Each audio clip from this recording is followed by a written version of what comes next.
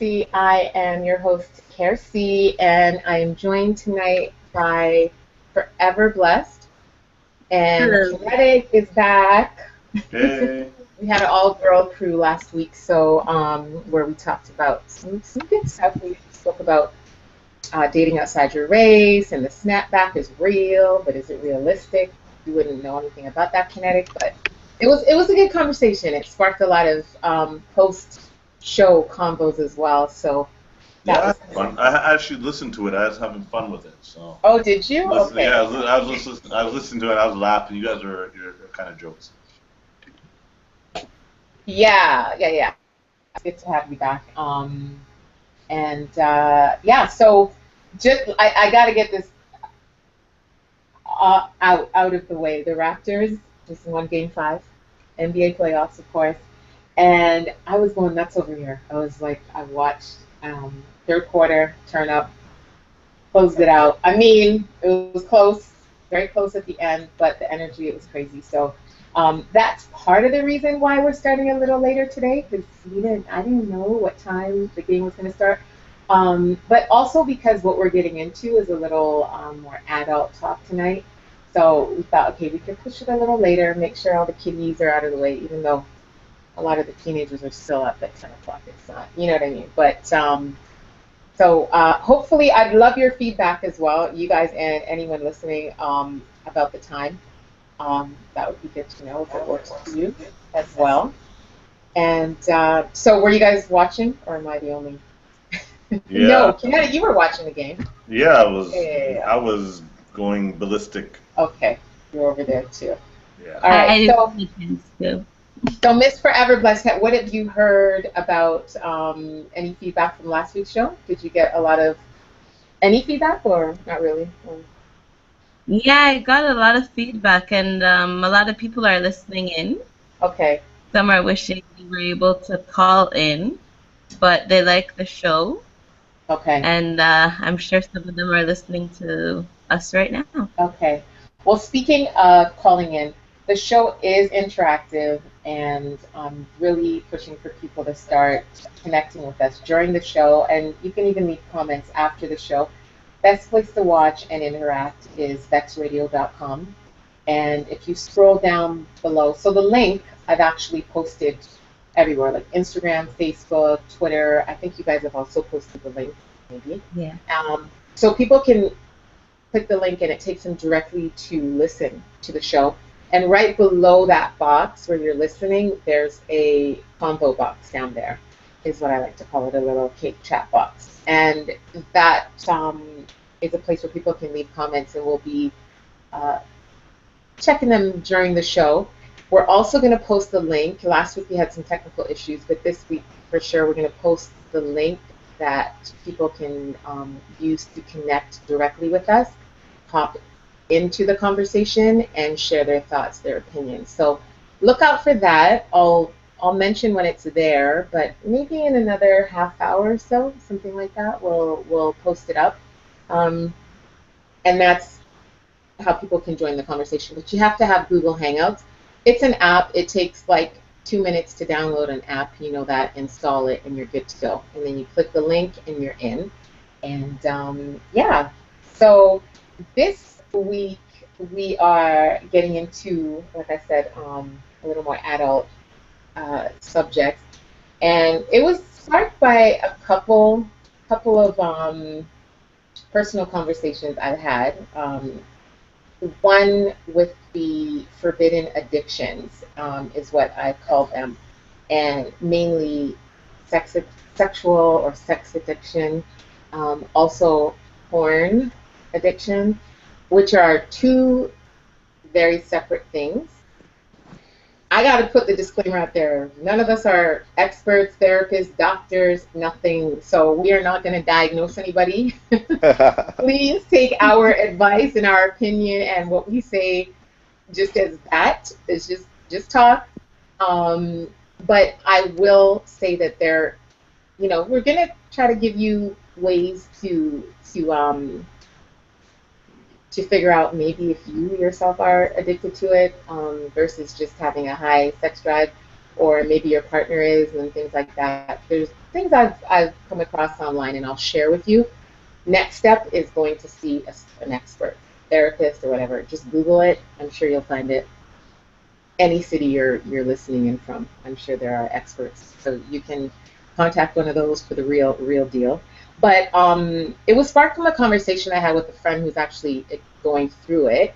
She's with somebody who she thinks he's actually a sex addict. Um, he doesn't feel that way, obviously. He just thinks he's young, healthy, has a good sex drive, and it's causing little issues, and it's actually making her think twice about moving forward with this person. And so when it starts affecting you like that, physically and emotionally, like, and I've had that experience, a similar experience, so I know it's very real.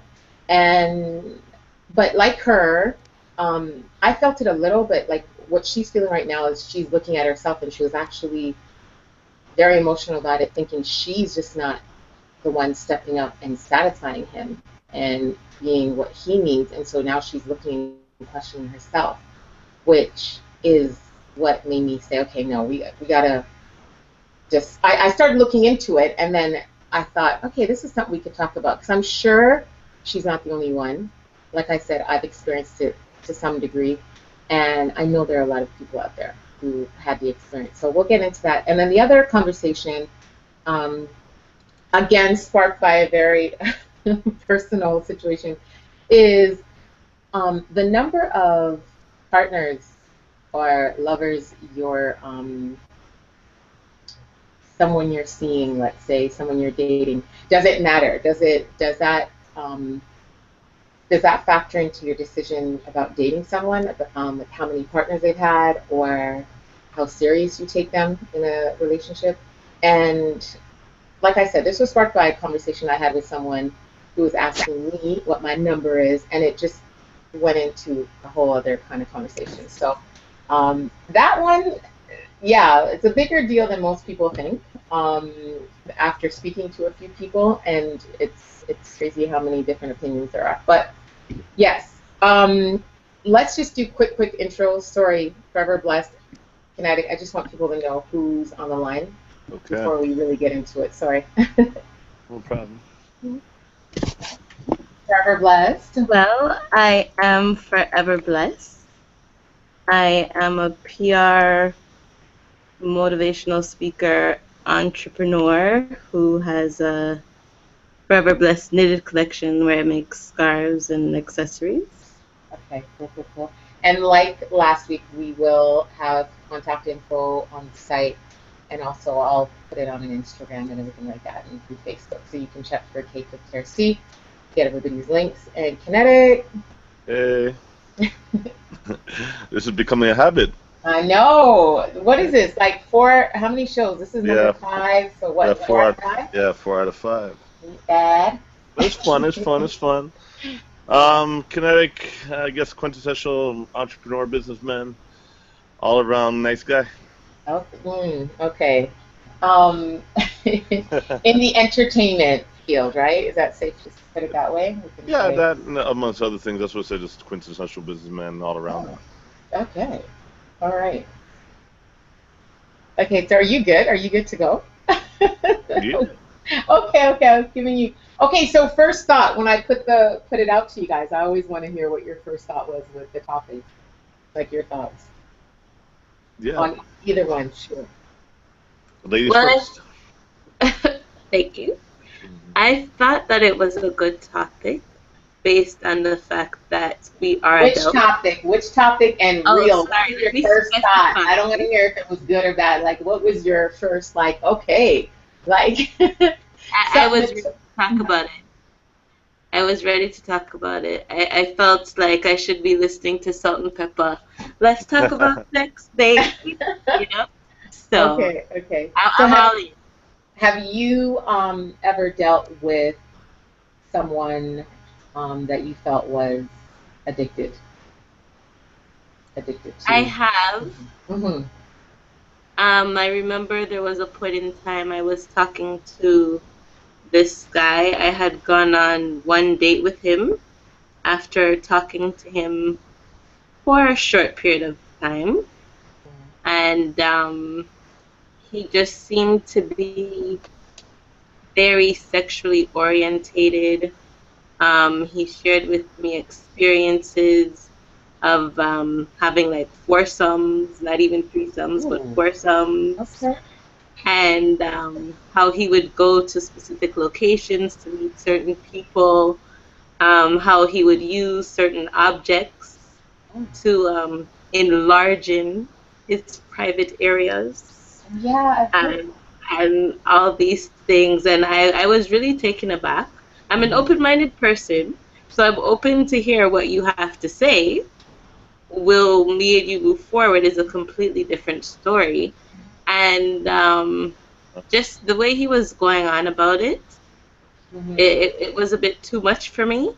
And I think the part that had me very much afraid of him, had me running really, was when he made mention of the fact that he was speaking to someone else and they were into the type of, they had the need and the urge to explore different sexual things as well and had the possibility of having HIV. So I was just like, yeah, deuces. No. Wow. Well, Okay. okay. That went somewhere totally different. But I gotta respect the fact that he shared that with you. Right. He shared it, Because but I think even with him sharing it, I thought he thought it would entice me, and it really just turned me on, what, especially the HIV? no, the whole what he was doing and how many Mm. people he's been with, which was also a topic, and it really just turned me off. Okay. I didn't look at him like, "Ooh, you have experience." I looked at him like, hmm "Oh my God, I'm gonna get infected." Like, And that was my question. That's a big thing is when you when someone tells you this, if they're open enough to tell you this or they share how into sex they are, is it a turn on or a turn off no, for you? hmm I'm not turned on. Like, as long as your bloodstreams are clean, good. Like, I'm pretty good to go. Like, I don't personally for myself, I don't need to know because that was the past. hmm And as long as you're open to say that you're with so and so now or you're not with anybody at all, Oh, you're I talking about the number of partners. well, Sorry. I'm Okay. talking about the number of partners now. Sorry, Okay. Okay. Okay. I Sorry. slip into it. My bad. No, no, no. That's okay. That's okay. So, Um, yeah, but like as far as someone, if someone comes at you and they're all about sex and they're constantly talking about sex and it's a always turn showing off. you things, yeah. Okay. Then it seems to me like that's all you want me for, and I have a higher value of myself, and I know I'm worth way more than just a booty call or anything of that nature. So you can't even talk to me like But it I can, would just Uh, no. and kinetic. yes, ma'am. Like coming from a male point of view, Yeah. how is it with a woman who maybe you've heard about, you've met, and she seems to have a very intense craving or desire for sex, like a lot? Is that like bonus? Like, You know what? I mean, it's subjective. hmm Like, based on, for me personally, like, if we're gonna go down the line of what you said, in terms of like porn addiction or high sex drive, or I could say high sex addiction, and the number of partners, in that chronological order. For me, like the porn addiction, I haven't personally experienced anybody that admitted or have been, you know, hmm with that. Like, I mean, I'm sure everybody has watched porn or seen porn, um, you know, hmm but for me, it's not even a remote part of my life or lifestyle. So I personally haven't, you know, like, I guess that for me, that topic is kind of mute point. It's not something hmm that I've experienced in my life really. hmm But but I know people that have had, quote unquote porn addictions, and for them it's very normal, I guess, right? But it's not something that really was a point or a topic for me. So I'm not very educated on that aspect of it. In terms of a sex addiction, for me, I think sex is very subjective again, or relative to your lifestyle. So is it addiction? Like, I guess for everything, it doesn't matter what it is. Is too much of anything makes you an addict, right? But I think what it comes down to, like for me, like if I may, I have a very, very high sex drive, but Okay. I'm not, like for me, it's like I'm trying to. I don't want to insult anybody out there, so I'm just trying to pick the words, but I'm just gonna get straight to the point. For me, Yeah, just yeah, wow. it's just for me. I guess what it comes down to is that until you're doing anything that is deviant, right, or abnormal, considered. I mean, this is the new millennium, so anything is considered normal now. But I'm talking about deviant behavior, like buying prostitutes, or you know, or you know, Which I is guess been around wife and kind of swapping, or wife used. or husband swapping, or like in terms of being trisexual, where you try anything, right? Not once, but you'll just do anything just to do it, just as long as it's sexual related. If there's no boundaries or balance, or it's taken over your lifestyle, to me that becomes an addiction. When you start doing things other than normal behavior, what is quote unquote society's normal behavior, as I said, like buying sex or spending your whole check on like on deviant behavior, like strip bars, or like, Sex parties. sorry.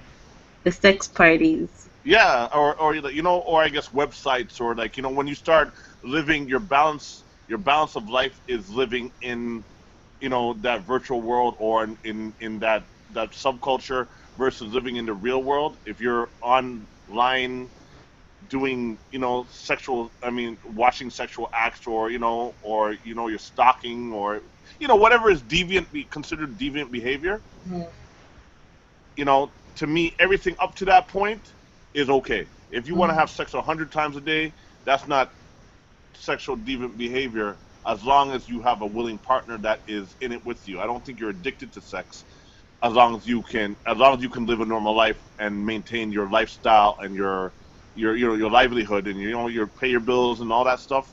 It doesn't matter what it is, right? See, Sorry. here's okay.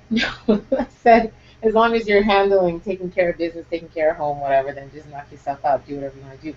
But here's the thing. Okay, so addiction or sex addiction, they say any addiction would be Yeah. anything would be considered an addiction if you are willing to engage in it at the risk of negative consequences, or so whether it's death, illness, losing your home, losing, you know what I mean? And there are people that do, it's like gambling, or Yeah, we just heard about one, and then the HIV, that's gambling with your life right there, full right? stop. Exactly. Right? So people who you're in the moment. I mean, but then there's always that fine line, because I was about to say, so you're in the moment, you're feeling it, you're like, I need to have it. There's no condom. You're like, uh, Not happening.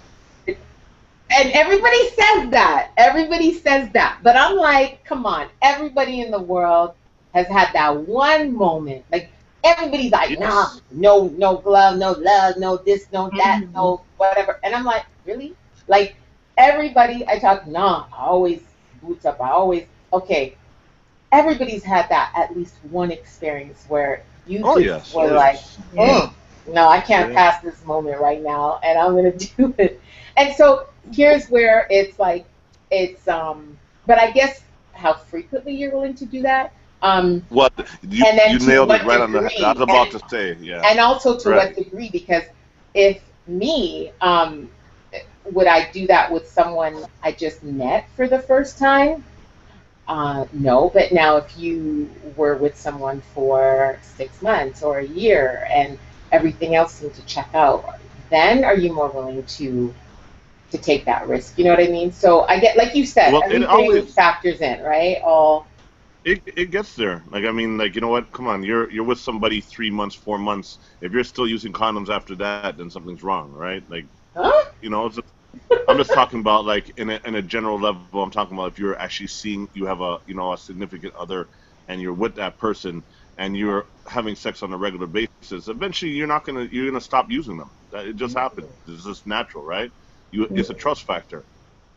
Mhm. It is a It's just trust factor, but I think regardless of how long you've been with the person or not, whether if mhm. it is that you've known them for 2 days or 2 years and you've been sexual with them, not using condom is taking a risk. Because Oh Definitely. yes, me you personally, can't I don't trust care the for other person anybody, yet.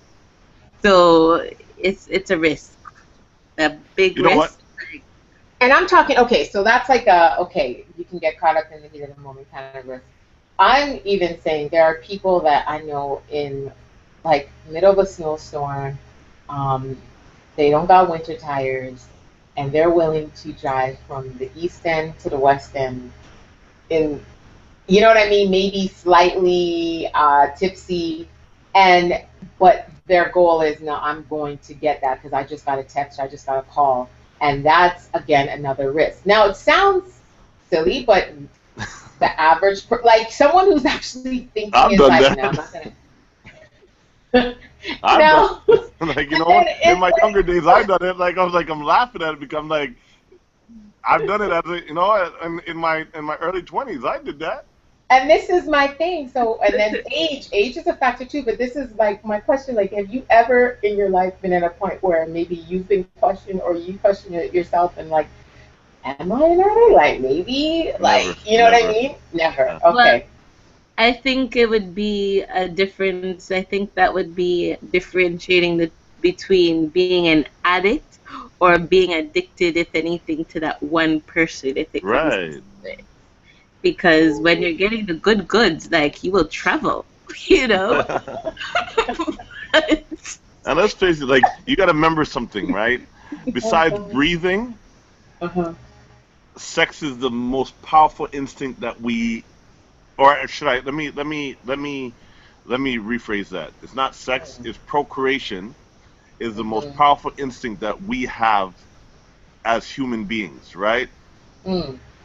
Like when you die or you pass on to the next plane of existence, whatever you believe, the body, the male body actually ejaculates because its Oh yeah, last I did attempt. hear something like that. But Yeah, it because also it's does other things. It yeah. Well, also I mean, does, you're losing your last breath, whatever, but it's the last attempt and at a procreating, bowel, like you, yeah, bowel movement right? too. So that shows you how powerful our instinct is in terms of the drive for sex. We Mm. breathe and then we have sex in our head 24/7. I don't know about anybody else. I was about to say, I don't know. is that Huh? for women? That's not for women I though. Does think that the apply guys to women? tend to have a higher sex drive and they think about it more often. That has been a proven fact. In I don't know general, the yes. exact numbers, but Hmm. I think it's a direct down the middle because you know what? When I think it's a matter of I can't speak because I'm a male, but for you ladies, like I've had some conversations with with friends and stuff like that, and you end up laughing or you're surprised that the fact remains is that you think, hey, but this girl's worse than me, Hmm. because I think it's a matter of when you come into your own, like men in their 20s, they're in their from 14 to say 20, 25, they're in their prime. Women mhm, start getting in their prime from 30 to 40. mhm, So it depends on your again your age factor when you're in your prime. If it's something that that you have a consistent practice on, like for instance, for me, if I'm not getting it, I'm cool. Like one of your questions, Yeah. Karen, was like, you know what, like What's the the longest longest? I've ever went out with it because by purpose, like for me the shutting down was 2 years. I What? went 2 years without sex. Yeah, 2 years without sex. Lies. Right? mhm. No, no, real talk, real Really? talk. And you Yeah. were what? You were out free, like roaming the. Sorry? Yeah, no, You weren't but locked I'm up. talking about. what it came down was a conscious No, I know, decision. I'm not saying you've never been locked up. No, I'm not saying that. But, like, I'm just trying to make it be 100% though. So you made a decision not to. For what? Yeah. For what reason? No, well, it was just you know what I touched on the last Yeah, conversation I where remember. that where it basically came down to is that I realized that I was dating a lot of women. I didn't say have sex, but I've said I was dating a lot of women, and my attention span and my tolerance level is very short because you always know there's another one, right? So what it came down to was I realized I was throwing away a lot of good relationships and a lot of good women because my tolerance level for minor infractions. Mm, So I said, you know, I made a conscious decision that I'm gonna clean house mhm. and I'm gonna wait till I find the woman that I'm attracted to or interested in, and that's the woman that I'm gonna concentrate on. And when I find her, then God help her. Mm. Yes. Wow. Okay, well that yeah, that I think that's longer than I've ever not by much, but there Hmm. were other factors in my situation too. Like, I had a child and there were other things that factored in. But that's interesting. That's very interesting. And for you, Miss Forever Buzz, can you remember the longest stretch you've gone without? Like you've made a decision to go without, or I have would you say it was never? about the Maybe. same length as him. Yeah, Mm. I think we're pretty much in competition with that one. Hmm. Mm-hmm. And why? Was it a decision you made or it just happened to It work out was like a that? decision I made.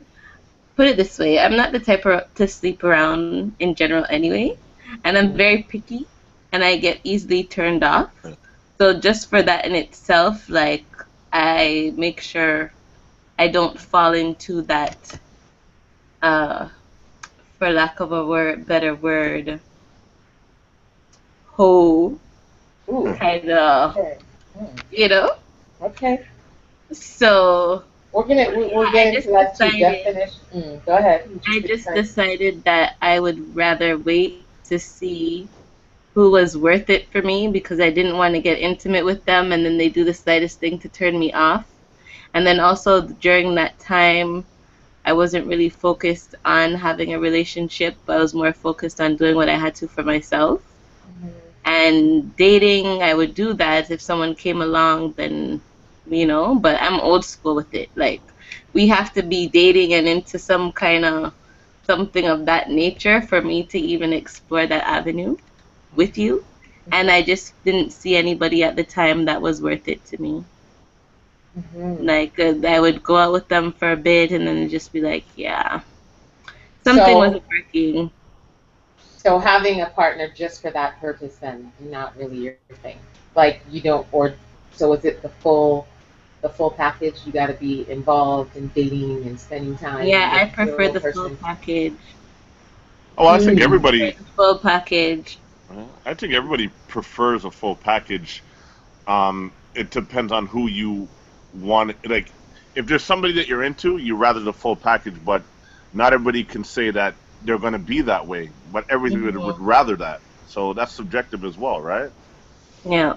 Very true. Like for me, it's like I don't have to be involved with you 100%. And I guess we can pull it back a little. Um, Whereas, like for women, even if they've been 100 men, they're gonna say they were with 10 or 5 or 2 Mhm. because of society's pressures, right? No, I've never heard a woman that wasn't exposed as a whole, that got sexually liberated through being exposed as a whole, that said, you know what, yeah, I've been with X amount of men. And even still, they're going to say, you know what, okay, yeah, I was a whole, but I was only with 20 men when it was 100, right? Mm. Mhm. Versus, I'm not saying that 20 is a whole number, I'm just throwing out random figures, Mhm, right? mhm, Just for the dialogue. But mhm, men, remember, it's a term. If it's a term of endearment to be a male slut. Like, you know what I mean? mhm, You want to wear that badge when you're going through your teens to your 30s, and then after a while, I mean, it's almost expected. If you don't do that, then it's kind of like women look at you like, oh, you're not a good lover, or you know what I mean? They're undesirable. So Mhm. if a man doesn't have, you know, is not he's looked at as a nerd, talked then he's not looked at as about. Okay, desirable, and you know what I mean. So we have those pressures as well, right? true, true, Yeah. true, true. So it's a But different. I, It's a but I think men can move just keeping his business on the low, and he doesn't necessarily have to be exposed and have all his business out there. And still, I think women are definitely more one-on-one. So you may hear things about a man, but it boils down to your interaction with that man. And right. so if he wins you over in some way, shape, or form, and you get to that point, Mhm. and you can kind of feel it out by how someone talks to you, how they deal with you, how they look at you, and things like that, or how Hmm. just how they move. There, because I've picked up on that. Like there were men that there was no mention of it. Um, I know nothing about their history, but being around them and just how they acted toward me, how they, like I said, how they moved, what they said, things they said, I could tell that they were in tune with certain things, and they did have experience. You know what I mean? Mhm. So, whereas men, I don't know. I think it's a visual thing. I think a man reads a woman by what she looks like, how she's dressed. Not necessarily that too, because I know some No, men I was can about to say say no. That ain't that a wasn't woman can be correct. dressed. Well, go ahead. What were you going to say to Yeah, that? no, I was just saying no. It's like you got to remember, there's a difference. Look, all men. It doesn't matter what. It all comes down to sex eventually. You can look at a Yes. woman, right? As Mhm. you said, we're visual. We'll look at a woman. There's a difference between, you know what? I look at a woman and say, wow, you know what? I want to find out about her because I like the way she moves, she carries herself, and that's a woman I'd like to pursue to be, more than just a sex, right? Mhm. But all women, 95%, if not 98% of the time, the first thing that comes to my mind is, damn, that girl looks good. You know what I mean? And then you automatically think, yo, I wonder what she like in bed. And then Mm-hmm. Mhm.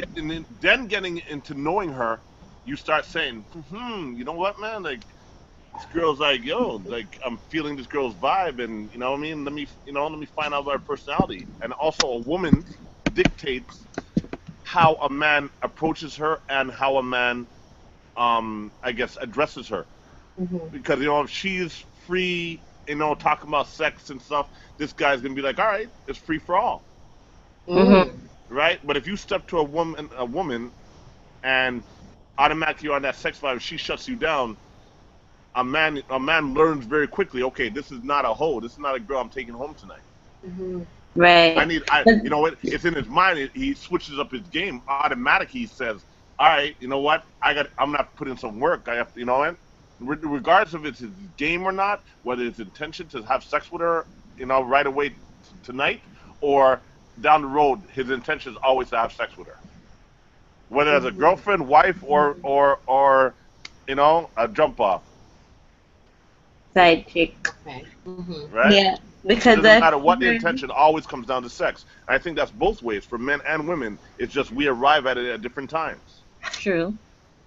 Because I've heard that you guys know within a certain amount of minutes the type of woman that you're dealing with and what bracket you put her in as to how you will deal with her, see her if you see her as that wifey material or that booty call or whatever have you. Well, you see, for like me personally, again, I'm an observer. I watch. Mhm. The woman that I'm attracted to, I'm into, that I'm feeling. I've done watched her, for a couple months, and how she carried herself when she's around her friends online, things of that nature, right? Because you know what, is everybody you're attracted to, you're in connection. This is Toronto. It's small, Mm-hmm. Right.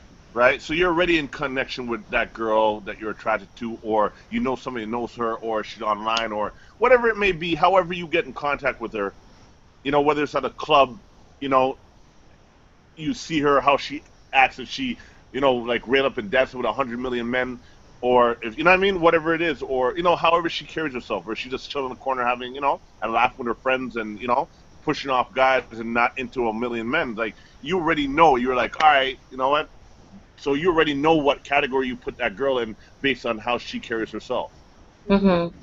right? And you got to remember, for me, as I said, I'm kind of like, well, no, I'm not kind of. I am a watcher. Like, you know what?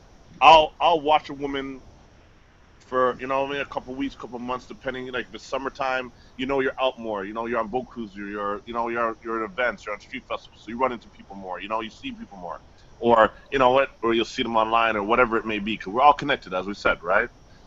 So you'll watch how she acts with her friends versus how she acts when she's by herself, or so you already know. You'll be like, all right, that's somebody I'm attracted to. And sure, people have some hiccups where, they might get a little drunk or quote unquote white girl wasted or something of that nature. If it's not a continuous habit, that's just a one off. You know what I mean? So Mhm. you already know how to approach that woman based on. And I think most men are like me. Like even if they meet a girl right off, they have been watching her for an hour. They've been watching her for half an hour. They watch her 5 minutes.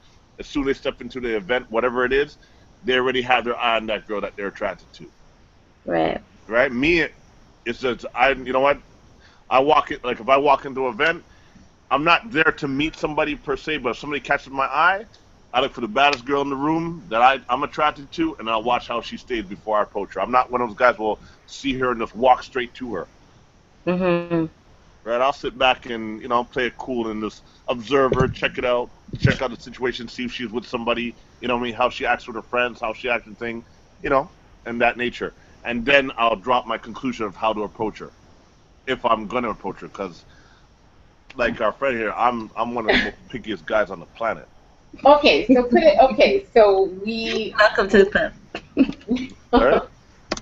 I said, I, welcome to the club. Oh, I've I been like there, to honey. think I'm now. I like to think I'm picky, but I've made some bad picks. I'll tell you the truth. Like I've let some bad picks in, Mm. and you live and you learn, and Yeah. that's one thing I get. But I think once you recognize it, and you have to have your limits and know when to just say, okay, done, cut, that kind of thing. And I've gotten Mhm. with each person that you got to eliminate, I've gotten better, I guess, because less time to play, less time to waste, that type of thing. But so let's go into. Actually, I wanted to kind of put some things out there to people about recognizing if your person is addicted or maybe even yourself, that type of thing. Just because, like I said, I've put it out there. It sparked some conversations. I've got some messages and stuff like that. So these are just little things to look into. I suggest you look into it further for yourself and probably consult someone, an expert, to get into it. But and these are a lot of these are obvious. The tricky part is like we have been discussing. It's like there's a fine line between just having a very high sex drive, let's say, being really into that particular person, or being like a full, I don't want to say full blown like addict. You know what I mean? There are different degrees, and that's where you're gonna have to dig in your own stuff and figure that out for yourself. But definitely, if you engage in more sex, like sex is like one of the top priorities for you, and multiple partners. Um, as in, if one person's not giving it to you, you're going to get it somewhere else. I'm not saying you're running around the city and hoeing or whatever, but you need to have it. So you will get it, whether it's dying, but even if your finances can't fund that, you're going to find a way. Um, like I said, constantly craving, constantly craving sex and reducing everybody. So every situation, and I've had this, like I've had conversations with someone, and we could be talking about the weather or whatever, and somehow it flips it. Oh, so when it rains, you feel like sex, like everything goes back to sex, and I'm like, okay, that's fine because that I feel that too. You know what I mean? I can, but it's like But every you could talk about eating like ice cream. Oh, you like ice cream? You like it on a cone? Like I've heard that, and it's Mhm. like really, like everything is Yeah. sexual. Or you gotta I'd be remember like, something yeah, though. But to I'm gonna kind of pause it there if you don't mind, right? mm-hmm. What it comes down to is that you see, I think that's a twofold, right? It's Hmm. is it he is that person because when you said that I'm kind of like, all right, you know what? I've been guilty of that. What to say? Yeah, because like I've been guilty of that because like at the end of the day, is it a problem if that guy is not sexually attracted to you or wants you sexually? If Is he's it Yes. a into you, problem?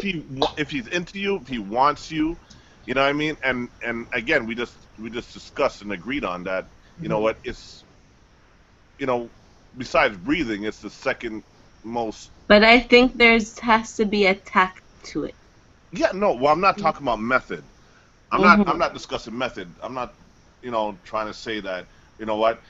Like as I said, if everything becomes a sexual factor, is I think it's a matter of a time thing. If you know what, if you're talking to somebody from the beginning, you should be sexually attracted to that person. If it's over, a 3 year period of time and it's still considered that conversation, then yeah, maybe it's warranted, right? But No, no, no, The no. turn off I is think in the beginning when you just meet them and mhm, mhm. everything is about sex, sex, sex, sex, sex. Like guaranteed, I understand you have your needs, I have mine too, mhm. but do you need to bring it up every 2 seconds? Like I know Well, you isn't want it my just a needs, for me? but It's just a form of like it's a let's form of have an flirting. in-depth conversation that has some substance to it. Let's Yeah, talk about something real. yeah, no, but I totally agree. But I'm just talking about like sex. You know what? Sex is sexy. Talking about sex is sexy. I love talking about It's sex, but not sexy when it's all the time. well, no, that's what I'm Especially about to when it's say. someone from someone that you're not even attracted to and you're trying to be open minded with. Well, So, that's what I'm talking about. Though I'm saying if you are attracted to, if mhm. you're talking to somebody and you're attracted to somebody, But even right? then, I think it gets boring if it's just about sex all the time when you have an attraction. Like, I think sex is important, but it's not everything.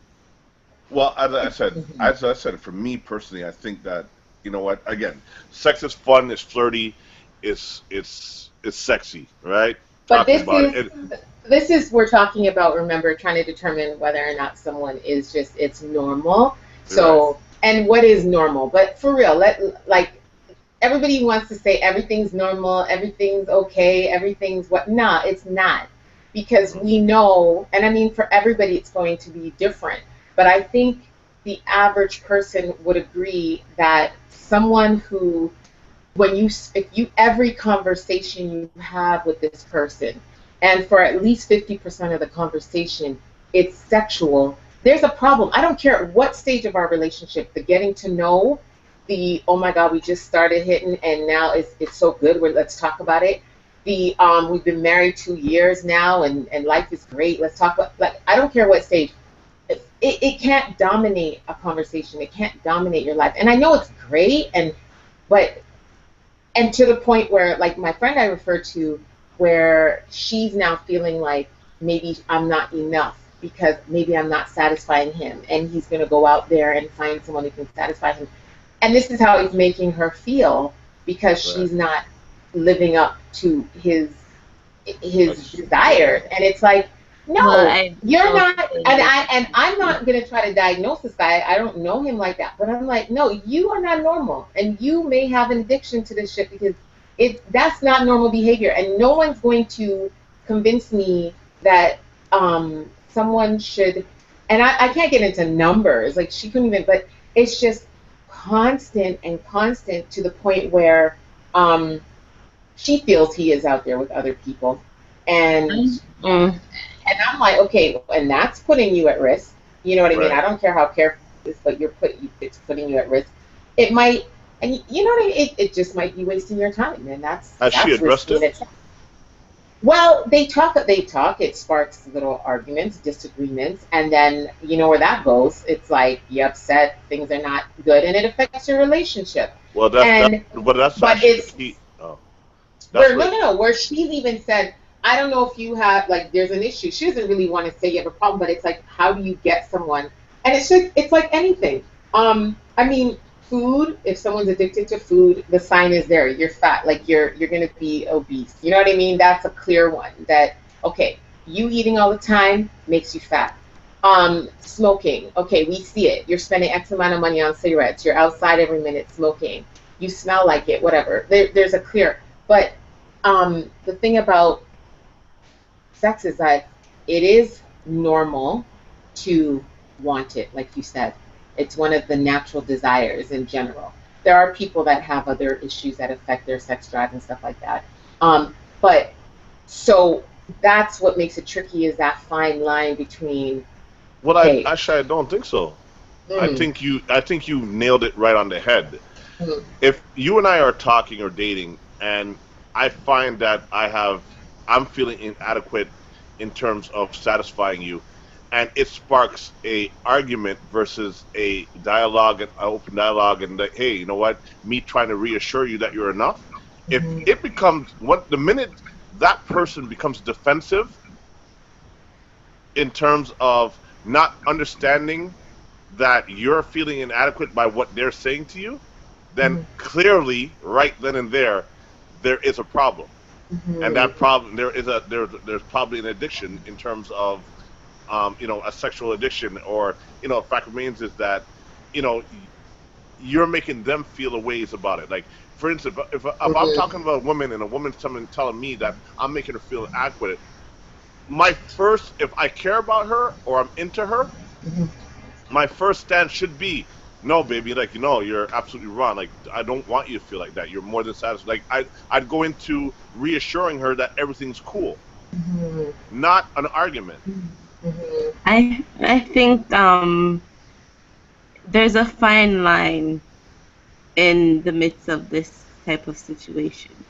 And I don't know if I could say that this guy is addicted or not, mhm, but I know the level of sex drive that he has in comparison to hers is mhm, something that also plays a factor in their situation or situations in general. mhm, Because if it is that they've met now, everything is all peachy clean in the beginning, like they were doing what they do, and then all of a sudden she's not about that anymore, but he still is, then mhm, that is a different situation.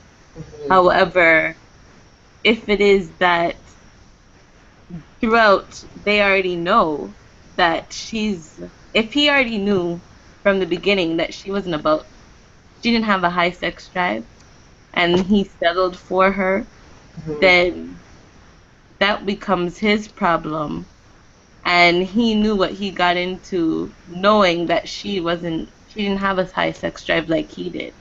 But But if it you is know, that she's showing him or he's showing her, like, let's do this, let's try this, let's experiment with this, then I think there should be a compromise and an openness to doing such things, because I know that especially when you get comfortable with your partner, in some instances, the women where they were all about it before, it's like, yeah, I'm not in the mood, and they're pushing the man up, and it's like, well, in a sense, not to defend men, but what do you expect them to do? I don't agree with it, and I think it's wrong, but in some cases, I feel like they're pushed to other women when it is that they're not getting what they need to at home. We see, I, I hear what you're saying. I understand what you're saying, but again, being somebody that has a very high sex drive, I have an extremely high sex drive. Okay, and I've been with a woman how that, high? sorry, How high? No, let's. yeah, yeah. Well, no, Go ahead. Go ahead.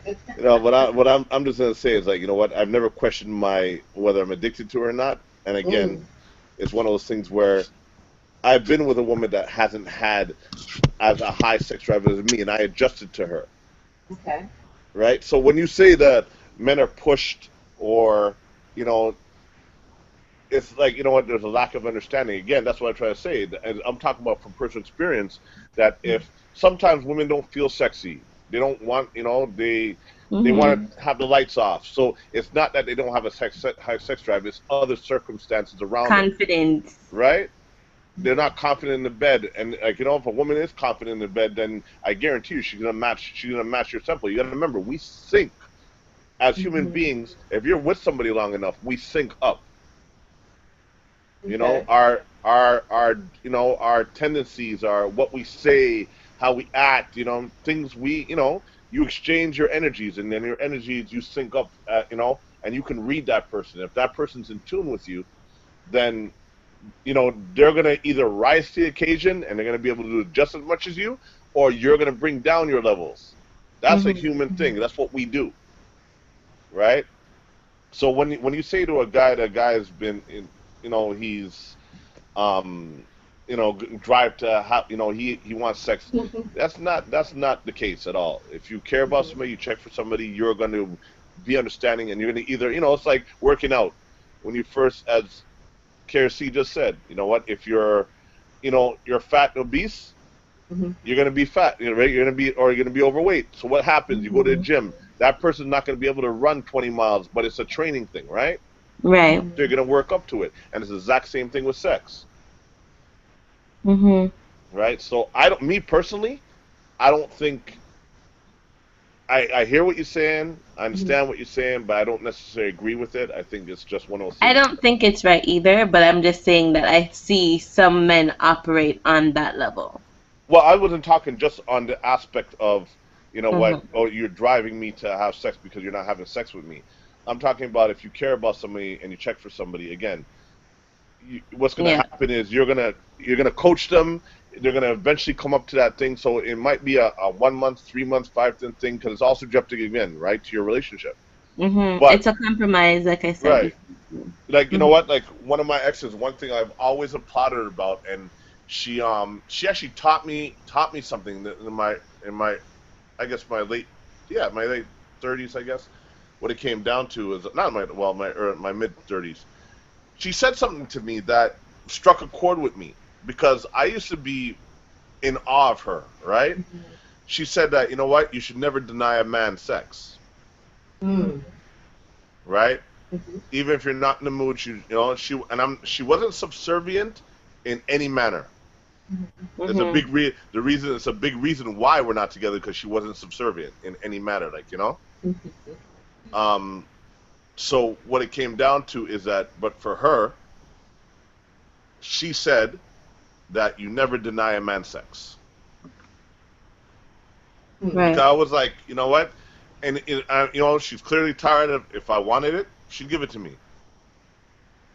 Okay. When we talked about it, and then she said that it was just her mindset. So I was like, I used to be in awe of her, saying, "Wow!" It's like, you know what?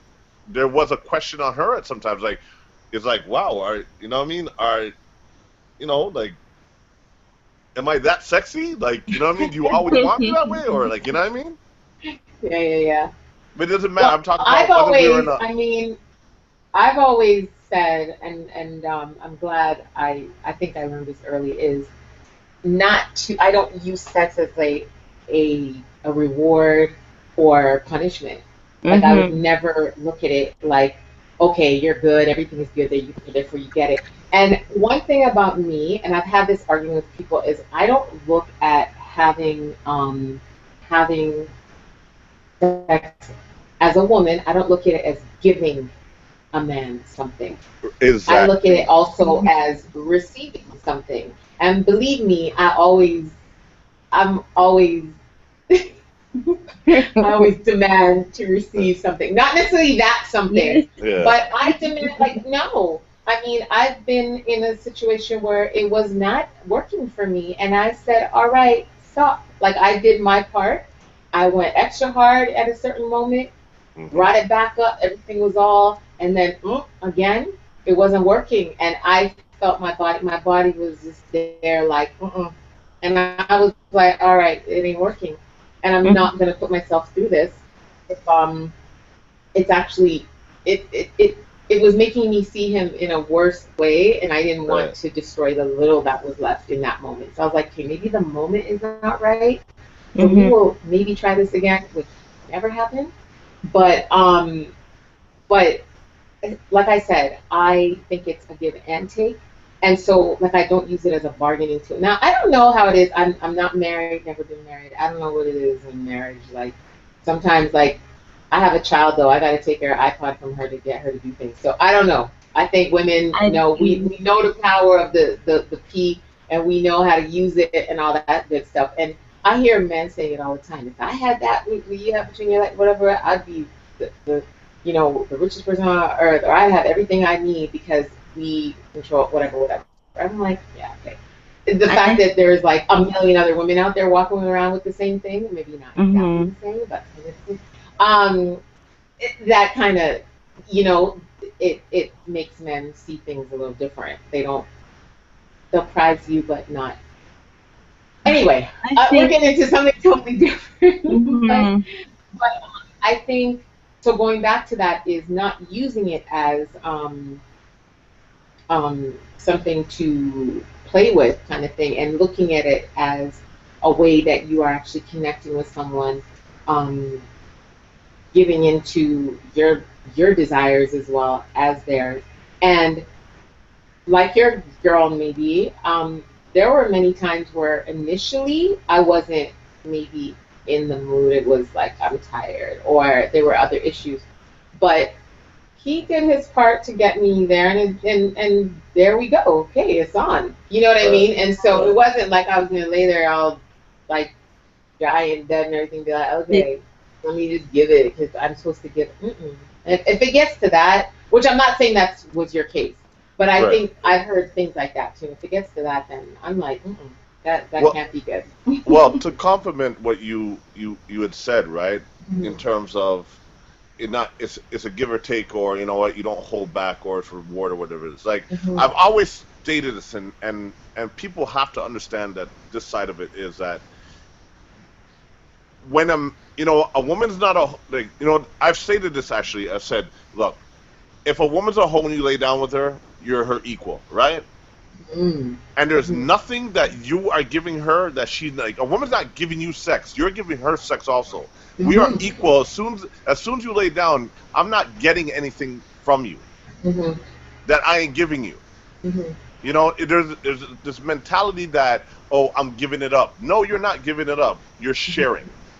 But I think a lot of guys, their approach, their game, and even with addicts, let's say, is they are getting, they are serving their own need, their own desire, and I think just to kind of bring it back to I think that is a sign of an addict, like, well, something I've seen, and it's self-gratification. And so someone who is more about himself, getting to it, getting off, that's a clear sign. And if that's what he brings the majority of the time, then yeah, he's probably, and you know what I mean, just a rush to get to it, get it over with, we're good, and then let's do it again, that kind of thing.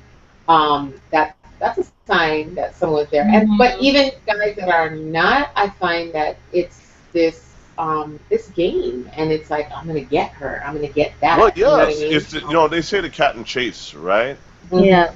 But you got to remember something, that look, again, I'm gonna state it that, you know what, we're not taking anything from you or getting anything from you. We're sharing. Now, I had this conversation with a girlfriend the other day, right? We're reasoning, we're talking, stuff of that nature, and got into this, and I kind of said to her that, let me just summarize it, I guess. To paraphrase the conversation, it was, you know what, it doesn't matter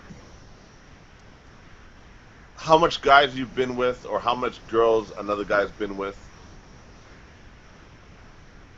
When a man wants you, either he's going to be very honest, or he's going to say and do everything to trick you, depending on who you are.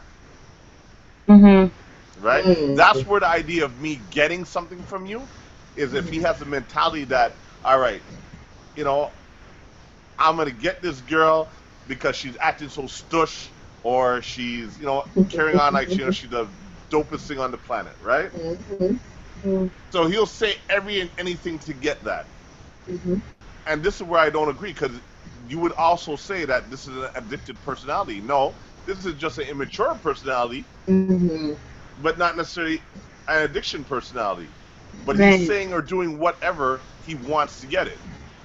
For me, my definition, again, is of addiction, whether it be porn, whether it be sex, whether it be, eating lollipops, I don't know, whatever.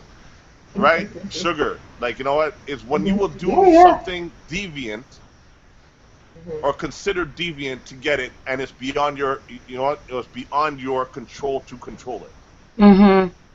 That's an agree. addiction. It's an impulse. When it becomes I impulsive agree. and you do and say whatever you need to do to get it, Mhm. that is an addiction. Anything up to that point is not an addiction.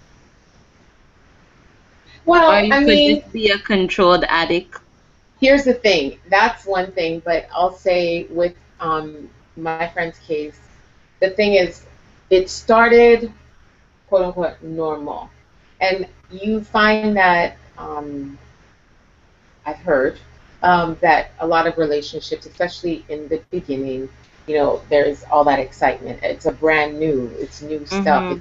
There's so much to experience and explore. So having sex frequently in the beginning is normal. You feel like because it's new, and you know what I mean, and you start getting into it and you build up and you build up. So it's not that anyone's necessarily tricking anybody or trying to be, or they're not being themselves. Let's say with the woman, um, having engaging in it often, exploring, because everything is new. Everything seems over the top in the beginning, and then, Exactly. but also, I think smart, because this guy is not young, and I think smart addicts know how to not appear as an addict because, and this is something I can't speak to, but I'm curious to know how many of his past relationships were affected or ended because of sex. And that's something I said, find a way to kind of get that information. And I always try to sneak that. I hope certain people aren't listening. I always try to sneak that in to try to learn about people. Is like what has been the biggest issue? What has been the thing that has messed up most of your relationships? And that's a way. It's best to explore that before you start engaging in certain things with people, as far as sex or making big plans and going on vacation, stuff like that, or major investments with someone. It's good to feel out who they are, obviously. But Mhm. I think if it has been a problem in the past, it's going to eventually play out with you guys. And ideally, you'll meet your match. Well, this Um, is what I was thinking. like you were saying, you know what I mean? And so that's perfect situation. But some things, it's either, I mean, you could talk about it, and some men who are, or women who are highly, like, have high sex drive, and they know that can be a bit of an issue in the future. So they play it off in the beginning. No, I'm good, and yeah, it's been a while, but I'm good. And they lie. They lie to make it look like they have it under control. Just like the food addict that, oh yeah, they, when they're out with you in public, they're eating these little Solid. plates and having little sip, little nibble. But as soon as they get home, oh shit, wild out. Like they're over their pot, they're in their Mhm. cupboard. Like people know how to conceal things, you know what I mean? And it But isn't you gotta until you remember, get home. yeah, sorry, but you gotta remember something. You nailed it on the head though. Mm, Look, I'll use the analogy and liken it to this, right? mhm, Look, you're a beautiful woman, right? Good and bad is gonna want you, mhm, right? It's the gift and the curse. Good mhm, and bad is gonna want you.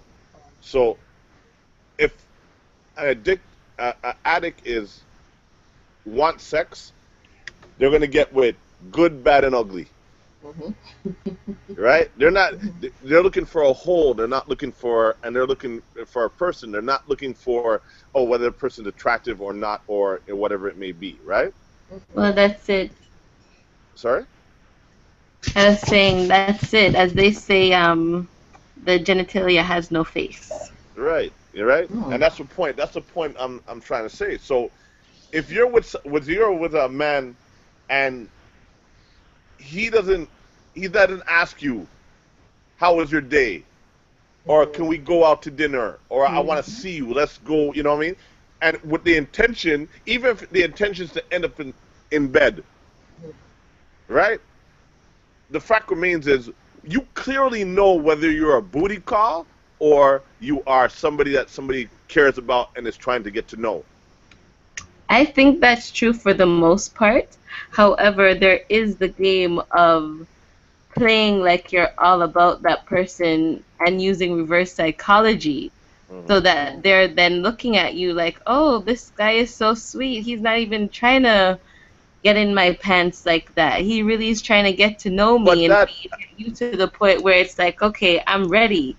And then they push you away to make it look like that's not what they're about. But all along, that was a part of the game because you want what you can't have. but you just nailed it on the head, though. It was the game to get you. Mm-hmm. Where you start realizing it after is after they get you. After they get through, that's where everything is going to, you know, Reveal it. The truth reveal comes itself, out. right? So Mhm. after the first time they get through, and then they're not saying, you know, let's go out. Now it just comes to, let me come check you. You know, you get that, you used to get that 9 o'clock phone call, you know what I mean, to go to a movie, but now you're getting that 3 o'clock phone call after the club, or you don't hear from them for the whole day. You know, you don't get a text in the morning, a good morning text, or a good evening text, or what you doing, or how was your day, or are you hungry? Did you eat? Or let's go catch a movie, or you know what, I'm having a social, come over, or you know what, call your girls, I call our guys, let's go watch a ball game, Mm-hmm. right? In the They're gonna beginning, you do, can't tell. but that's what I'm trying to say is right. But Mm-hmm. as soon as they get that, that will transpire. If they continue after they get it the first time, then you'll know whether you were just a jump off and they did in that game to get whatever they needed. We're talking about addiction here, right? To keep it on Mm-hmm. point, right? Mhm. And addiction, they're not going to do all the things. They're gonna, people are like and the same conversation I was having, right, with my friend is like I was telling her, I was like, people are like water, okay? They will flow to the lowest point and the least path of resistance. So if Mm. you're giving it to them, they will continue to come to you. If you Mm-hmm. tolerate the 2 o'clock, 3 o'clock phone call, they will continue to come to you. Well, that's anything in life. People treat you how you allow them to. Well, that's what I try to say. Is that people are Mm-hmm. water, right? So you kind of nailed what I said to you on the head. But what it does come down to is that when it comes to sex, and we're keeping on the sex addiction, Mhm. people will go to the easiest and lowest point, Well, right? I mean, there are some people. It depends. I think if they find someone, let's say, that matches their drive or has a fairly high sex drive, and they're like, okay, four. You know what I mean? They're going to, if they're smart enough to say, okay, I'm going to maintain this one because this one works for me. Mm-hmm. And I mean, have what your true intentions are for a person, whether it's you just want them for sex or you want them for a casual relationship or potential marriage. That's not really the the issue with an addict because there are addicts that become married. You know what I Mm-hmm. mean? And I think one of the things is the it increases. They from things I've read and listened to, it's an addiction that over time it just increases and it intensifies because like we've probably experienced, you do certain things sexually, of course you enjoy it, but some of the thrill is the new experience, the new touch, the new Mm-hmm. position, the new everything. And so now it's the demands get a little, I don't want to say crazier, but higher or different, Take it to the next level. Try something new. Yeah, which I mean, in a normal situation, it's fine. But I think when it just starts increasing, and I think in my friend's case, that's what happened. Is either he's letting his true self show now, Mm-hmm. or he's at the point where he's like, okay, we've hit this point now. I want to go more and more and higher, higher, that type of thing. And it's like sex addicts, which is a little different. But I've never been addicted to any substance or anything like that. But from things I've read and seen, they start with one type of drug or whatever, and then they want a bigger hit, a badder hit. You know what I mean? That kind of thing. And I think it's similar in that way, but you can't look at someone and say no sex.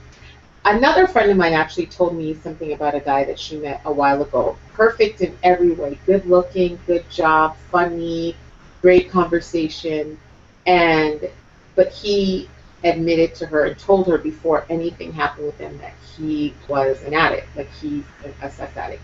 And he actually had to cut women off, women who he would have conversations with or text or whatever, and they would always, get into the sex talk with him, like, Right. and and that was bringing up his addiction. That wasn't good for him and what he was trying to do.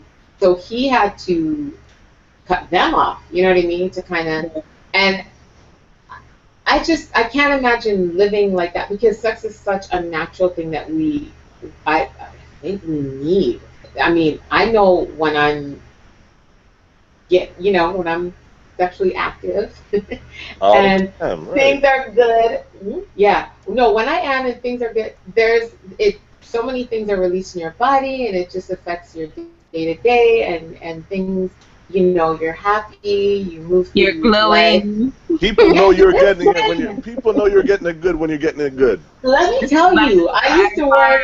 Listen, I used to work in the beauty industry, and I remember I was at a counter, and one of the girls I worked with, and she was like, she said, you're glowing lately, and she's like, you're good. I was like, really? I was like, okay, thanks, whatever. And then she's like, no, really, like, what is it? What's going on? And I was like, I don't know. I haven't changed much. I mean, I drink a lot of water naturally. I do a lot of things. I was like, oh, but I think there's like the only thing I've changed in my beauty is this toner that I have. And I grabbed the bottle. I showed her the toner that I started using. And she was like, oh, yeah, how do you use this toner? Like, how do you use this bottle? I was like, holy shit. But, and then it made me, I stood there and I was like, wow, she's right. Because it was a few weeks after, things had started up again with some, and I was good. And I, like, my mood and even my glow, I was like, that's when I was like, I was sold on it. No, and this is why when, like, some women are miserable, it's like they need to get some TLC because will just cure your misery. Yes. Right? Some vitamin, well, yeah. And this part of the reason why even still for me, like, I don't believe in withholding because I think you're not really punishing the man because he could always get it elsewhere, but you're more so punishing yourself. So unless you're in a situation where the both of you are like pissed off with each other and it's like screw you for the moment, then it is what it is. But to intentionally withhold, I don't believe in that. And at the end of the day, like, makeup sex is the greatest. You know that. So. Okay. Well, you know what? I see. There's a joke here. Everybody says that, and I'm like, man, if makeup sex is the best, then you need to step up your sex life because it should be always dope.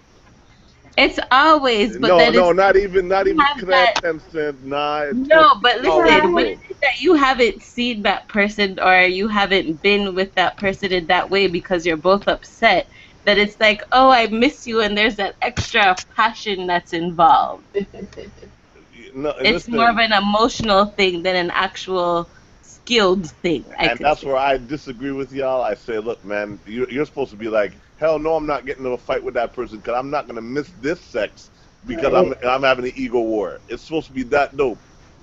Okay, Mr. Addict. No, I'm kidding. Yeah, Speaking of another sign, another thing to look out for is someone who, which is happening, but is when an addict doesn't get it. They don't get it how they want it, how much they want, then they become irritable and unhappy and giving all kind of attitude and stuff like that. And might, still be like, no, it's all good, but then you could just see so these are some of the signs to look at, to look for. And I'm actually going to post it on my Facebook page, like the complete list here, because it's been scattered and stuff like that. But I think it really is a real issue. And it does affect, it affects a lot of relationships, which in turn affects how people are out in society dealing with other people. You know what I mean? What were you going to say, Kinetic, before we wrap with this one? Oh, I was just going to say, like, you know what? I think that's just natural. If you're not getting it, you get irritable. especially if you're used to getting it. No, but I mean, no, meaning if you're not getting it, like the person who's not getting it, like 5 times a day, every day of the week kind of thing, or whatever that number is, and then they want to actually turn around and be unhappy or act like they're not being satisfied or fulfilled, then it's like, no, there's a problem here. Like, you have a problem. Like, Right. it's one Like thing you're to get it. ungrateful. Yeah, and then you can't, you know what I mean? Yeah. And You so, just have me sore and now you're miserable. Like, what's that? yeah, Okay. but no. So I'm like Yeah, I I said, got you. I'm gonna post the signs or anything like that. Even though we've already. So I just wanted to say, listening on VexRadio.com, they play hip hop, R&B all day, every day on the site. You can also follow Vex Radio on Twitter, Instagram as well. I always or I never mention that. And you know what? I wanted to say at the top of the show just before. I just wanted to Prince, rest in peace. Like Oh man. right?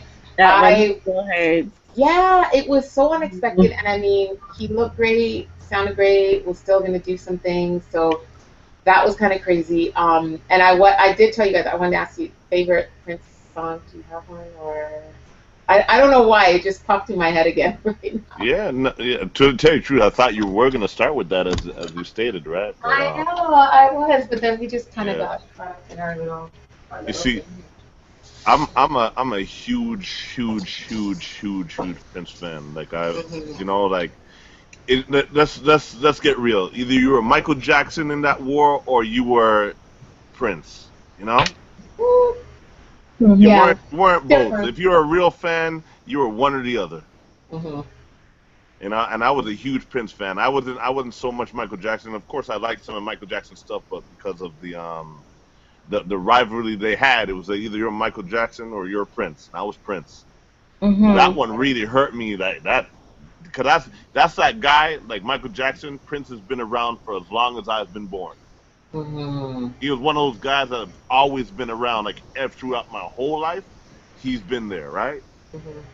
So when it comes out to favorite, It's favorite, hard. No, yeah, it's sorry? crazy. I mean, and it is hard to choose one. And I mean, the fact that, like, I don't know, I'm sure, I think you posted it, the link that there's a vault, like an actual vault Yeah, I have one of of both. Yeah, all kinds of unreleased about material. 100 albums he has available. Wow. Crazy. That's nuts. But um, Favorite song? and no, and I thought about that too, and I couldn't pick because the thing with Prince, and I guess as you were saying that, I guess I was saying, yeah, I guess if I had to, I guess Michael, it touched me in a different way, but Prince was like I was a child when my uncle and his family were here, and we actually went to the theater to see um, Purple Rain. Purple Rain, and it was Yeah. so uncomfortable. It was like so inappropriate. It was so, but nobody knew, and it was like, um, and the thing is, you hear the music. The music somehow caught you even when you were young, because just how the music sounded, his choice of words, it just caught you. And then I know that as I've grown, matured, lived, experienced things, his lyrics, his songs, just it's one of these artists that it makes more sense, and Right. you're more connected to it as you go through things and as you age, and you appreciate it in a different way. So yeah, but definitely wanted to. We should have started at the top of the show, but didn't want to go without mentioning But Prince. I'm curious. Yeah. What are the songs though?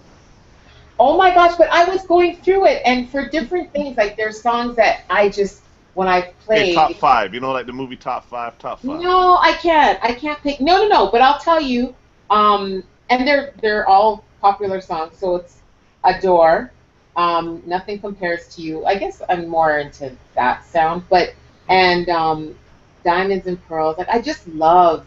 There's other songs too, but Raspberry Beret. Yeah, Like when I yeah. listen to these songs, like I find myself singing along to them, just remembering from when I was a little kid. You know what I mean? Singing. Um, yeah, yeah. And then there are other songs that like the older me got into Right. for different ways. You know what I mean? And like that. I actually posted it, that Darling Nikki, when Yeah, I love that Darling Nikki. scene. Hell I yeah. think that was in that movie. I was like, oh god, oh, that was. It was like cover my ears kind of thing. You know what I mean? But then as you, yeah, there are things that you can relate to, things like that. So. And Forever? Yes, I would have to say mine was Purple Rain, of course. Yeah, and like probably Um, not. Yeah. Little Red Corvette. The Most Beautiful Girl in the World. I love Yeah. that. Yeah, that's a Yeah. beautiful That one was There you a go. that Yeah, was a now you're talking. yeah. Yeah. Yeah. No, that Yeah. one is. um. You Got the Look. I love that one too. It was fun. There was one he did recently. I was trying to find the name of it the other day, and it was more 2014, 15-ish. Mhm. And I don't know what it's called, but I just thought it was so beautiful, and I wish I knew what it was. I was looking it up the other day, and I couldn't find it. But when I do, I'll be sure to let you guys know. Yeah. Yeah. Sure. But Sure. I love Prince. Like I love music. I've been involved in different things forever, but I think with Michael, I felt it for Michael, and I cried for Whitney because Yeah. I really felt it. I loved her, like her personality. Yeah. I felt she was so me, so I could relate more, of course. Yeah. But with Prince, like I feel it for him more than I did for Michael. God rest in peace for all of them. But Really? I felt it for Prince, and I think part of that is because of my understanding as the days and the years go by as to what's taking place, Mm-hmm. controversy or not. Right. So I think because of that even more so, I really felt it because just watching his interviews and everything, like he was a very educated man. He seemed to be so humble, so giving. Oh, Like no, he wasn't humble. things that He and Prince was not humble. But not in that way. I mean, He was humble. gracious. No, humble in the way that I don't think he saw himself as a human being. Like he saw himself as not different than people that he dealt with. Like No, his- yeah, Yeah, he was very down to earth. I met him Right. a couple times. He That's was what very- I mean. Oh, Like, really? down to earth. Huh? Like I think he was from what I could see, he seemed to be a very down to earth person. Everybody Yeah, has he was their down to earth, definitely. other side, but I think persona, like he seemed to be a really chill guy that I would have loved to speak to or have known.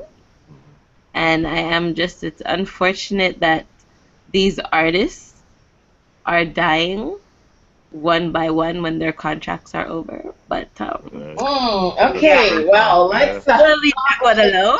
We're not going to touch that one tonight. And Kenneth, I don't know if you wanted to wrap up on that one before we jump. We're going to get into our. I just wanted to get into the other one, our other topic, which we kind of touched on, but I don't know if you wanted to say your last anything more about it. In terms of what was it, sorry? Prince, I don't know if you wanted to. Like, Oh, yeah, but I think you said it's my kind song- of impossible for you because you. Just, No, well, you know what? I have my top 10, but you know what I Okay. mean? Ooh, okay, no, so you'll post that. Yeah, no, but if I had to pick one song, like one, Yeah, or one. oh man, I think it was just a matter. It was, you know what? If I was your girlfriend, Mm. that one, like you know, it was between Mhm. and Sign of the Times and I Want to Be Your Lover. Yeah. I Would Die for You. There's Yeah. like, you know, Nicki was definitely up there. Yeah. So I mean, there was a couple like Most Beautiful Girl in the World or If I Was Your Girlfriend. Those were like my two tops, and I Want to Be Your Lover and Sign of the Times. I really loved, and Nicki and Dove's Cry, of course, in 1999. Yes. So it's like, Let's try. yeah. Okay, so let's say yeah. old Prince before he switched over. And I shouldn't say switched over. My God, that'd be Jehovah's Witness and everything. But do you think Prince was an addict? Do you think Yeah, he hell would have? Yeah. Okay. 100%. I don't know. I can't Obviously, really you don't say, know. None of us but know for a fact. Oh, But but you know I what? know He was just from open. like the look of things. I mhm, think in his younger days he was wilder, mhm, and I think that's when he had the most of his muses, mhm, as they refer to them. mhm. So, yeah, I Listen, would. that man, he was attached to men and women, and that's a sign of deviance. And when you're attached to many at a certain time, and you're at that rock star status, and but you're open with it to the point where it's normal for you, when your persona becomes bigger than life, and you're living your life your way by no strings, nobody's, Mhm. like that. That's Nobody's rules. Nobody. yeah. It was his rules, and he was a definite hedonist. Like Mhm, he, mhm, Mhm. that was Prince. Prince was a mhm, hedonist. mhm. So he was definitely 100% addicted to sex. I mean, there are no question about it. He men and Okay. women, and you still Interesting. cool. You like, you got homophobic people still saying Prince is the man. Mhm. So you know what I mean? We're That's gonna how you talk about. know, huh? No, I said I'm gonna have a conversation with you after all of this. Uh, But okay, so I don't know about him, but I don't know if you saw my post, but I put up quite a few posts of. Oh, I think our link. Oh my gosh, is our link up? Sorry, guys, that's what I meant to check right now to see if the link on Vex Radio is there for people to call in. Because I keep promising that people can link in, and as long as everything goes well, we shouldn't have a problem. So we're gonna make it available for people to join in, and I'm just gonna trust that that's gonna be done on that side, and so we'll welcome people into the conversation at any point. But partners, I don't know how many people. Well, there were a few linked to Prince, but in modern time, there's some other people, and like I put a post up. Some of the celebs in the post were actually addicts, and then some of them were people who have dated quite a few people. And so, but without getting into their business, I want to know for you guys: does the number of lovers your man or woman had before you, does that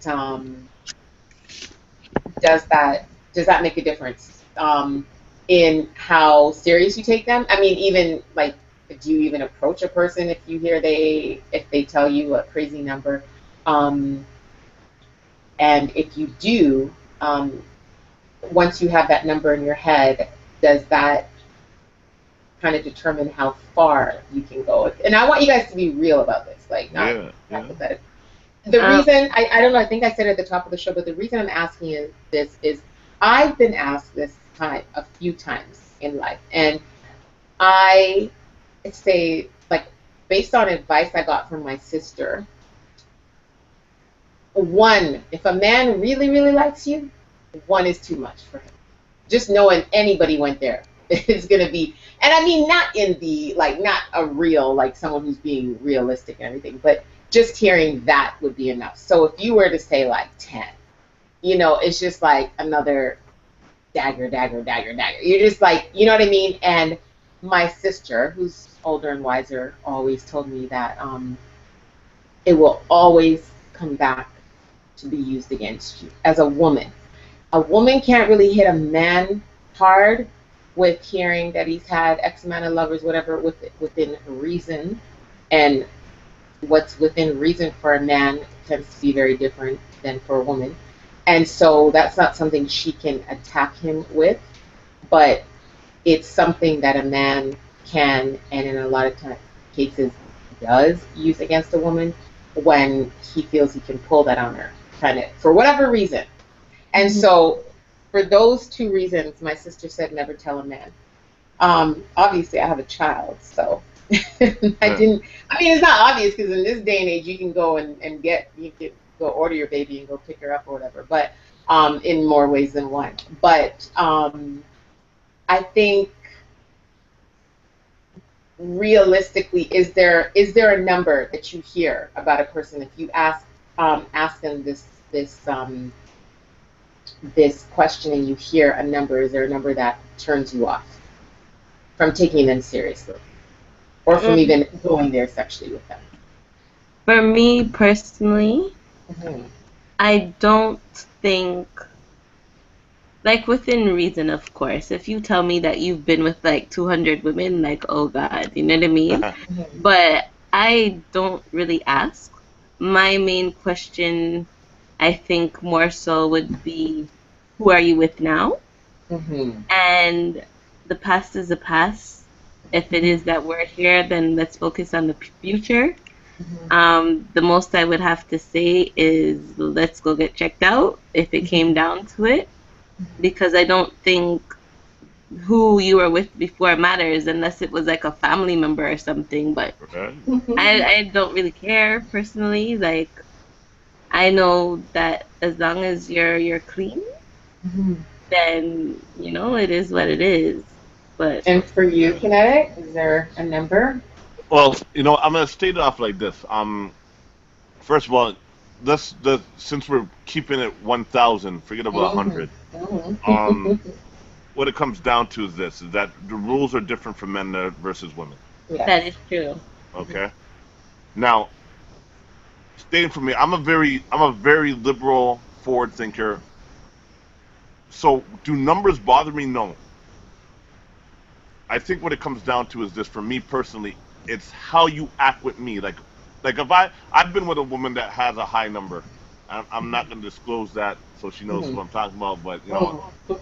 but in case she's listening, but what it comes down to is that I've been with a woman that had a high number. I knew that ahead, and the conversation that I had with her was, look, I don't care who you've been with before. It's none of my business. You've told me. She told me because she was worried about things coming back to her. I said, look, if I'm taking you on as my woman, how you act from this point on, forget about the past. You're my Mm-hmm. woman now. So you hold up your head high. You don't worry about that. Just make sure that you represent me and our relationship accordingly from this point Right. forward. Right?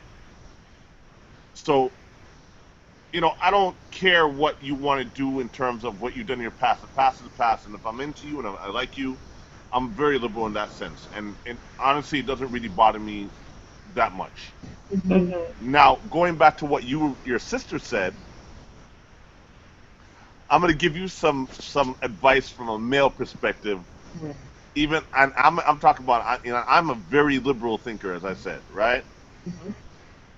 Situations, but it's not about how much partners you're with. Mm-hmm. The one thing that you should never tell a man, I don't personally, if a man can get with you because you had a high number, get with you or not, whatever it is, that's a different story. The most important thing is a male psyche and ego when you're in that relationship. Mm-hmm. What it comes down to is that he is the best you've ever been with. Yes. We don't care if you've been with, you know what? We don't care if you've been with 100 men and we're with you. Hmm. Lie and tell me I'm the best that I've been with, right? Yeah, Because I was that's thinking what's gonna that. that's what's gonna make him feel inadequate as a man, and it's gonna weigh on him, and that's what he's gonna attack Hmm. you with. Not about how many men you've been with, because if you've told him or you're with him and he gets with you, fine. But if you Mm-hmm. tell me that there's men better than you, you're gonna always make him feel inadequate as a lover, and then that's when he's gonna attack you about how much Yeah. men you've been with. It becomes an ego war, They have to be the best and the biggest. right? Oh And my he God, you took the words. I was just gonna tell you a line I used on someone. it doesn't Yeah. even have to tell you the truth. It doesn't even have to be the biggest. Just I have to be the best, and I have to teach you things, Hmm. Uh-huh. Uh-huh. Uh-huh. Toes curled and all. right? I think if you can be a first in some way, or there can be a first or some magical moment for you guys. Well, magical moment, but if there's a first, Right. so first this or first that, I know, I'm not ashamed of my number, and I know my number is, I think, it's good. It's decent. It's kind of impressive considering, how long I've been around and stuff like that. But um, I still think that is not important now, and I refuse to give that information. I have in the past. None of their business. Yeah. I just feel like it's not necessary. It's like True. I just think, and out of that, it wasn't an argument, but it was like, he kept repeating and asking a question and making, and then, okay, just give me a range. I was like, no, we're not playing that. It doesn't matter. And my thing is, Right. like what you guys said, it's like from here on out, you just think about being the last person Mm-hmm. and the only person right now, and that would be a great thing. You know what I mean? And that's it. And I think if you can secure that spot, then you're good. And oh God, my other thought just knocked right out of my head. But I have had to explain. I've been put in a position where I've had to explain why I'm not revealing it, and it's happened with a number of different men, and I'm just like, why does it matter? Like, why is this? Now, on the flip side, I am afraid to ask because honestly, I think there is a number. I haven't hit it yet, but there is a number, I'm pretty sure. And I think when I read things or I hear people talking about, oh, if there's like 100 people, I'm like, who could have been with 100 people in this world? And to me, I will start judging you. If you are a man, I don't know, a certain age range, like, I don't know, 35 to 40, I will start calculating. I'm like, okay, each year, whatever, X amount of time, like, and you claim you had like a 5-year relationship, whatever. Like, it's like, okay, how wild were you? How crazy? Who were you just doing it with? Like, just anybody, everybody? Well, you And gotta remember something though. Like mm, stating that, right? Most men go through. Look, mm, men go through their whole periods. Women go through their whole periods. I think. I can't determine what a whole period is for you. But I'm talking about. You know what? If anybody has been with a lot of people, if you start young, whatever it is, you're gonna go through people, especially if you're not in a committed relationship. Like, you know what? Whether you're 14, whether you're 8, whether you're 10, whatever it is, whatever you started at, mm, right? You're gonna go through. Remember, you're a teenager. Most people have get their first sexual experience in their teens, right? mm, I mean, I've heard people much earlier than the teens, which is like, wow, like, you know. But what it comes down to is that and most later. people go through things. So you're not, if you're 13, 14, 15, you know, up to your 20, 21, chances are you're not thinking about relationships. You've been running through girls. Mm, Right. You've been, you know, especially as a man, It's different. right? And then after a while, you get your first love or whatever it is, and you start understanding the concept of, you know. And remember, for a man, monogamy is a learned behavior. It's a learned trait. You're mm, not thinking about, you know, the only reason you're getting with a girl at 13, 14, 15, 16, 17 is to get sex. mm-hmm. Mm-hmm. Not And in because some you're cases, thinking, I like that girl to settle down. You're thinking, I want to get, you know, my boy is getting some. I want to get some. mm-hmm. Yeah. So, you know, and you get with a girlfriend, you have this girlfriend this week. After you get that, you're running on to the next, and you're like, okay, later for you, girlfriend, I got a next girlfriend, right?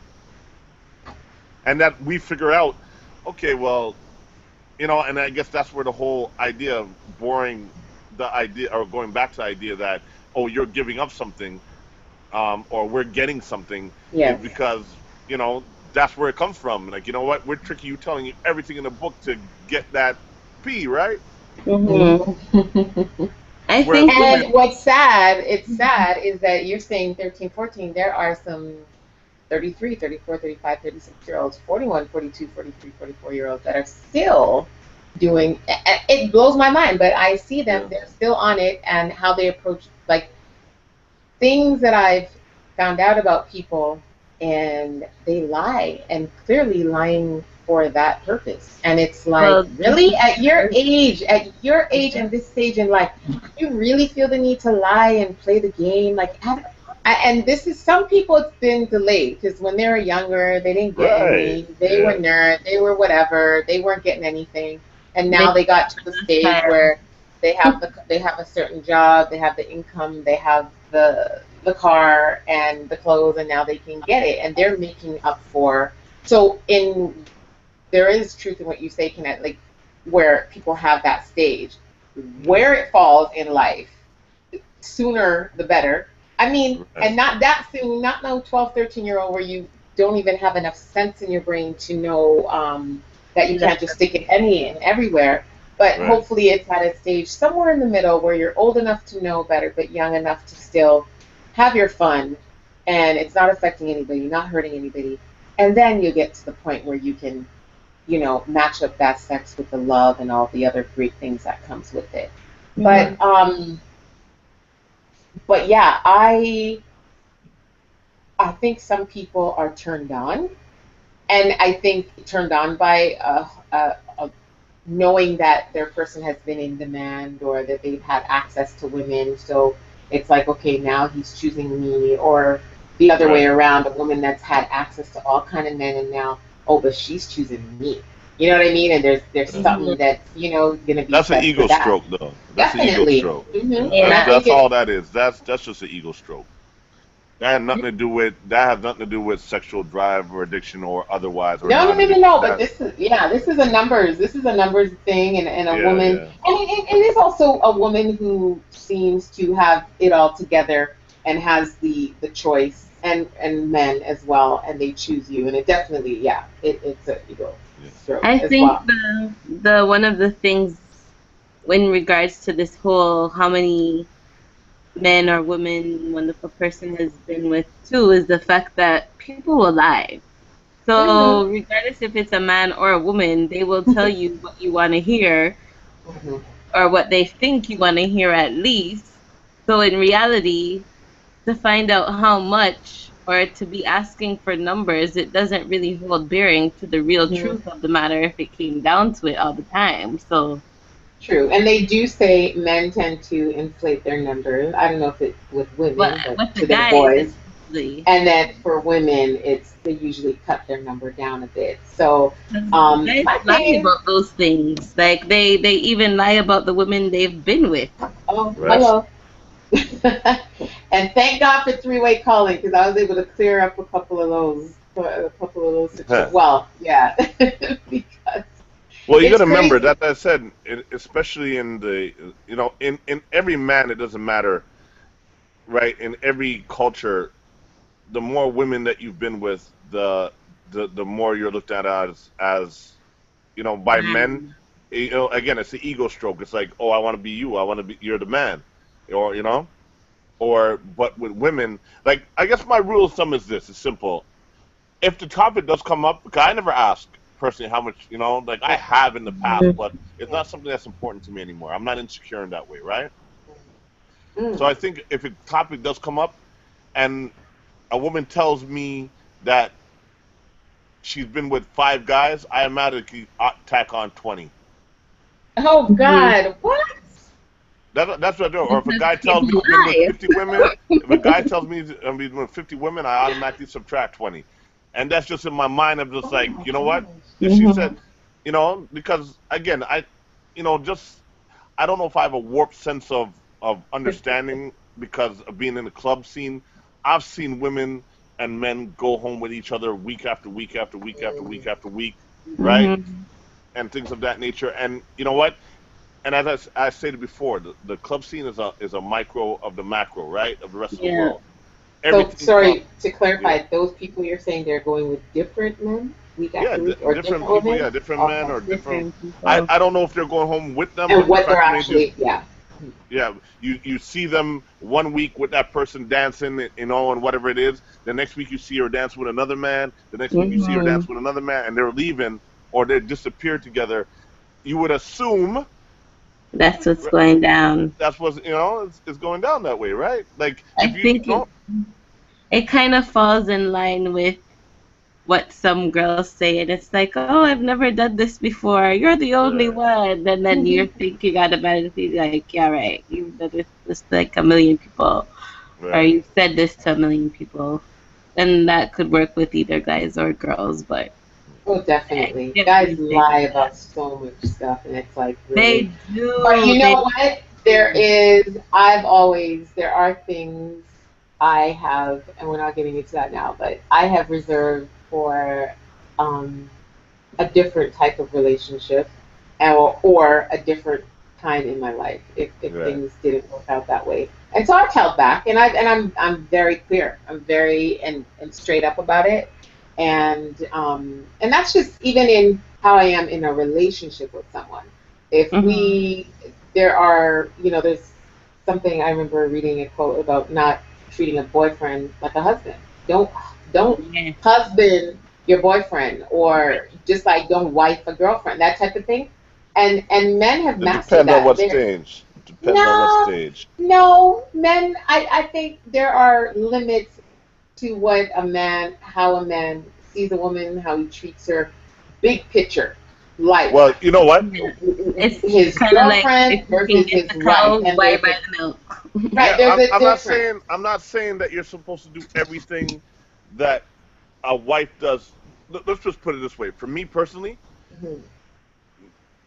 the woman I'm with dictates how I see her. If she starts acting like a wife, I will start seeing her as a wife. So if you need me to get to that next level, I need to know that and see that you put stuff in place that shows me that you like. You know what they say: never dress for the part you have, dress for the part you want. Right, and I was Right? about to say that maybe Mhm. that's why I don't have it. I never learned that because I'm not auditioning for some fake role or non-existent role. I'm not wasting my time getting out of my bed to go Hmm. audition for a role that doesn't exist. So you got to Well, show me that Yeah, that role actually there needs exists. to be Like a you got to balance. well, prove to me that you just like this man is going to talk about the big break and I got this money. If you can't fund the project, then hmm it's probably not going to happen. If you can't plan the project, if I don't see the script, if I don't see everything on paper, if I don't see there's a budget, no, then you know what, your role there is non-existent, and I'm not going to audition for it. And that's where I think a lot of men they play this, they dangle this, they Mhm. lie and act like, yeah, I have it, and you're gonna be the star, honey, like them old time movies, and it don't exist. Or well, they I'm gonna have say it they like have this. about 20 people coming for the same role, and Mhm. not me. I ain't lining up for nobody. So you Well, I'm let me gonna say it know. like this though. I'm gonna say Yeah. it at this stage of life, Yes. after 30, Mm. if you're not in the role Say of it. yeah, if you're not in the role of being with the woman, say like any woman I look at this stage is the is it's you know what? For It's keep. we're gonna be doing this for the rest of our life. I'm dating you to see if we're gonna get married, not if we're gonna be like boyfriend and girlfriend and we're on this. You know what I mean? I'm looking to make Mm. life now. So at a Right. certain age, yeah, that works. That non-additional role, as you say, and all that funding, yeah, Hmm. you 100% right. But at this stage of our life, I can't speak for forever. I don't know your age or your range. I'm not asking. I'm just And you saying. should put Well, me in your age range too. Calm down. okay. Okay, Mhm. let's go. I'm putting you right in my age range because No, you're yeah, not. Do yeah. not. Okay. But Mm-mm. the Go fact ahead. remains is that let's say after 30, if you're not looking to get into a serious relationship and start your life with somebody, What's then the point? right. And that's what I'm saying is that, you know what? So you're damn right. I'm not looking at no woman that is not auditioning for no role to be with me because I'm also auditioning for her. I got Mhm. a role to play as well. So if you're not Mm. playing that part to show me that you're interested in that part, you guys best believe I'm not even looking at you. I'm not even wasting time with you. Well, that's fair, and I Mm-hmm. think that's the way it should be. Mm-hmm. But that's with the exception that not everybody who's in their 30s, 40s, etc., are ready to commit or Right. looking for that one person to settle down because they're trying to be the player for life, Right. you know? And there are And some people, you know what, and they have all right to decide that that's not the life I want. And it goes back to one of our previous conversations about just not wasting people's time and being straight Right. up about what it is you want. And I think once you lay it out there and you both know, okay, so if you say, yeah, this is what I want, and you say, yeah, this is what I want, I think for the most part, most men know that when a woman enters your world and says, yes, I would like to be married or be, a man can take that 99, 98%, like she's being for real. Now, because I don't think the average woman who wants to remain single or doesn't, she's not going to act as if she wants to be a wife to someone, because you don't need to be a wife to a man in order to have that man. Like, a man will take you whether you want to be a wife or you just want to be a girlfriend. You nailed it right on the head. Right? I was about to say that. I was waiting for the break.